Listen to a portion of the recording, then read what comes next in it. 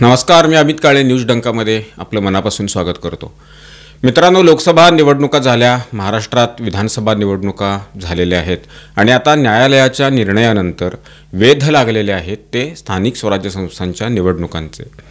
या निवडणुकांच्या निमित्तानं अर्थात अजून या निवडणुकांच्या तारखा वेळापत्रक अजून जाहीर झालेलं नाही, तरीसुद्धा विविध राजकीय पक्षांनी या निवडणुकीची तयारी ही सुरू केलेली आहे। या निवडणुकीच्या निमित्तानं मला आपल्याला एक आठवण करून द्यायची आहे की भारतीय जनता पक्षाचे नेते केंद्रीय गृहमंत्री अमित शहा यांनी एक असं विधान केलेलं होतं की 2029ला भारतीय जनता पक्ष स्वबळावर सत्तेत आल्याशिवाय राहणार नाही।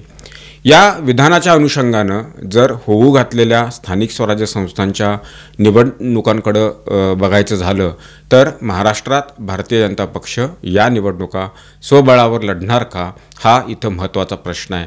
कारण भारतीय जनता पक्षाला 2029ला स्वबळावर सत्तेमध्ये यायचंच असेल आणि त्यासाठी महाराष्ट्रात इतक्या मोठ्या प्रमाणावर राज्यव्यापी निवडणुका या आत्ता होणाऱ्या स्थानिक स्वराज्य संस्थांच्या निवडणुकाच आहेत। त्यानंतर इतक्या मोठ्या प्रमाणावर कुठल्याही निवडणुका होणार नाहीत। मुंबई महानगरपालिकेची निवडणूक जितकी भारतीय जनता पक्षाला महत्त्वाची आहे तितक्याच महानगरपालिकेच्या इतर महानगरपालिकेच्या निवडणुका, जिल्हा परिषद, पंचायत समिती, नगरपालिका, नगरपंचायती या निवडणुकासुद्धा तितक्याच महत्त्वाच्या आहेत। कारण या निवडणुका या स्थानिक पातळीवरच्या असतात आणि या निवडणुकीच्या माध्यमातून स्थानिक पातळीवर काम करणारे पक्षाचे जे कार्यकर्ते असतात, पदाधिकारी असतात, त्यांना संधी मिळत असते।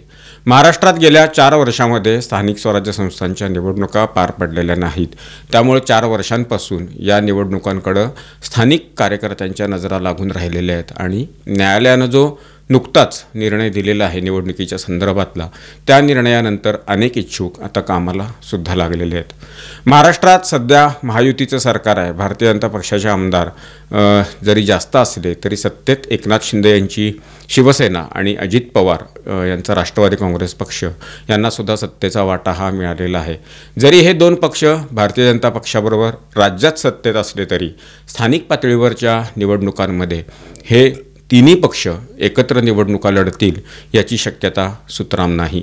कारण प्रत्येक पक्षाच्या कार्यकर्त्याला स्थानिक पातळीवर संधी ही हवी असते आणि एकत्रित निवडणुका लढवून पक्षातील कार्यकर्ते समाधानी राहतील असं अजिबात नाही।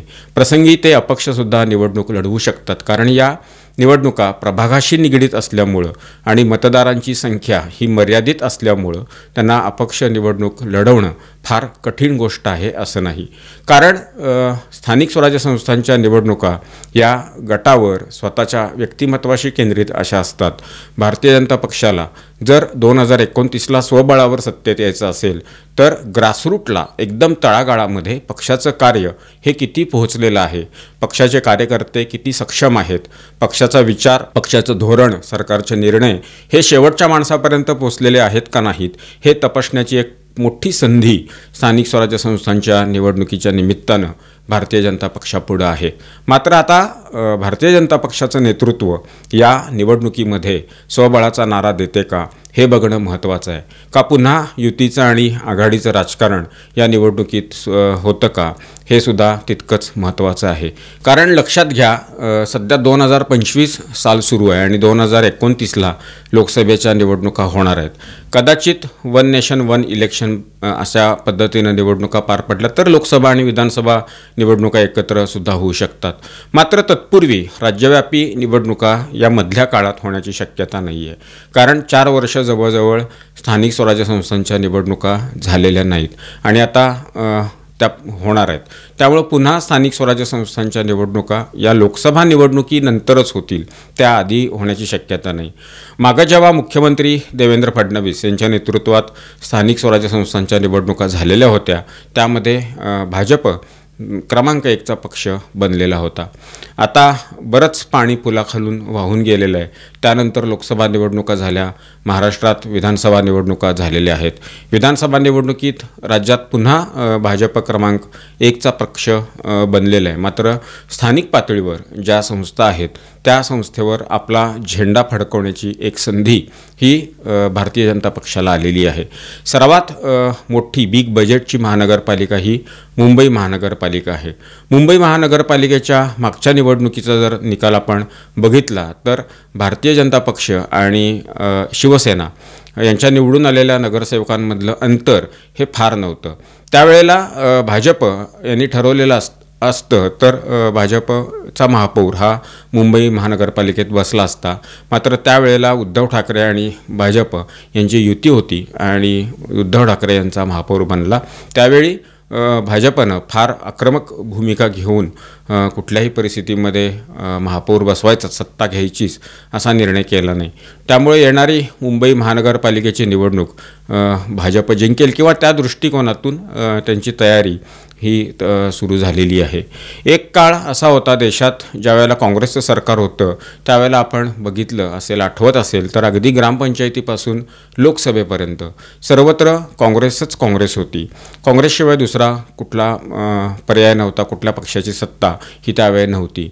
तीच परिस्थिती जर भाजपला आणायची असेल तर महानगरपालिका, जिल्हा परिषद, पंचायत समिती, नगरपालिका या निवडणुका जिंकणं किंवा या संस्थांवर भाजपचा झेंडा फडकवणं हे तितकंच महत्त्वाचं आहे. त्यामुळं या निवडणुकीला सामोरं जात असताना भारतीय जनता पक्षाची भूमिका ही कचखाऊ राहते का स्वबळाची राहते हे बघणं महत्त्वाचं ठरेल. यावेळचं महाराष्ट्रातलं मंत्रिमंडळ बनवत असताना आपण बघितलं तर अनेक नव्या चेहऱ्यांना भारतीय जनता पक्षानं संधी दिलेली आहे. त्यामुळं या नेत्यांचा सुद्धा कस या निवडणुकीत लागणार आहे. मंत्रिपदाची संधी देऊन पक्षासाठी त्याचा काय फायदा झाला, काय उपयोग झाला हे तपासण्यासाठी या निवडणुका महत्त्वाच्या ठरणार आहेत. त्याच्यामुळं जर आपण बघितलं तर हीच एक वेळ किंवा संधी या निमित्तानं भारतीय जनता पक्षाला मिळालेली आहे की अगदी गाव पातळीपासून सर्वत्र आपली सत्ता ही ठेवायची असेल तर स्वबळाशिवाय दुसरा पर्याय नाही. हा विषय आपल्याला कसा वाटला याबद्दलची आपली प्रतिक्रिया कमेंट बॉक्समध्ये लिहून जरूर कळवा. व्हिडिओ आवडला असल्यास तो लाईक करा, शेअर करा. आमच्या चॅनल आठवणीनं सबस्क्राईब करायला विसरू नका. धन्यवाद आणि नमस्कार.